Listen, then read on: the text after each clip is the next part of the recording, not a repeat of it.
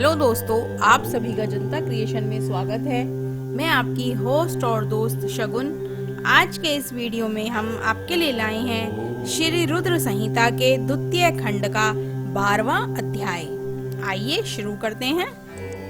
ओम नमः शिवाय। 12वां अध्याय, दक्ष की तपस्या। नारद जी ने पूछा, हे ब्रह्मा जी, उत्तम व्रत का पालन करने वाले प्रजापति दक्ष ने तपस्या करके देवी से कौन सा वरदान प्राप्त किया और वे किस प्रकार दक्ष की कन्या के रूप में जन्मी? ब्रह्मा जी बोले, हे नारद, मेरी आज्ञा पाकर प्रजापति दक्ष क्षीर सागर के तट पर चले गए। वे उसी तट पर बैठकर देवी उमा को अपनी पुत्री के रूप में प्राप्त करने के लिए उन्हें हृदय से स्मरण करते हुए तपस्या करने लगे। मन को एकाग्र कर प्रजापति दक्ष दृढ़ता से कठोर व्रत का पालन करने लगे। उन्होंने 3000 दिव्य वर्षों तक घोर तपस्या की। वे केवल जल और हवा ही ग्रहण करते थे। तत्पश्चात देवी जगदम्बा ने उन्हें प्रत्यक्ष दर्शन दिए। कालिका देवी अपने सिंह पर विराजमान थी। उनकी श्यामल कांति व मुख अत्यंत मोहक था। उनकी 4 भुजाएं थीं। वह एक हाथ में वृद, दूसरे हाथ में अभय, तीसरे में नील कमल और चौथे हाथ में खड्ग धारण किए हुए थीं। उनके दोनों नेत्र लाल थे और केश लंबे व खुले हुए थे। देवी का स्वरूप बहुत ही मनोहारी था। उत्तम आभा से प्रकाशित देवी को दक्ष और उनकी पत्नी ने श्रद्धा पूर्वक नमस्कार किया। उन्होंने देवी को श्रद्धा पूर्वक स्तुति की। दक्ष बोले, हे जगदम्बे, भवानी, कालिका, चंडिके, महेश्वरी, मैं आपको नमस्कार करता हूँ। मैं आपका बहुत आभारी हूँ जो आपने मुझे दर्शन दिए हैं। हे देवी, मुझ पर प्रसन्न होइए। ब्रह्मा जी ने कहा, हे नारद, देवी जगदम्बा ने स्वयं ही दक्ष के मन की इच्छा जान ली थी। वे बोली, दक्ष, मैं तुम्हारी तपस्या से बहुत प्रसन्न हूँ। तुम अपने मन की इच्छा मुझे बताओ। मैं तुम्हारी सभी दुखों को अवश्य दूर करूंगी। तुम अपनी इच्छा अनुसार वरदान मांग सकते हो।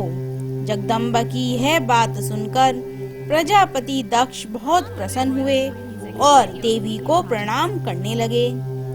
दक्ष बोले, हे देवी, आप धन्य हैं। आप ही प्रसन्न होने पर मनोवांछित फल देने वाली हैं। हे देवी, यदि आप मुझे वर देना चाहती हैं, तो मेरी बात ध्यान पूर्वक सुने और मेरी इच्छा पूर्ण करें।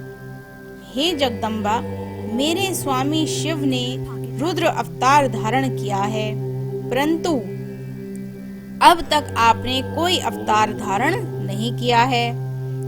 आपके सिवा कौन उनकी पत्नी होने योग्य है? अतः हे देवी, आप मेरी पुत्री के रूप में धरती पर जन्म लें और भगवान शिव को अपने रूप लावण्य से मोहित करें। हे जगदम्बा, आपके अलावा कोई भी शिव जी को कभी मोहित नहीं कर सकता। इसलिए आप हर मोहिनी अर्थात भगवान को मोहने वाली बनकर संपूर्ण जगत का हित कीजिए।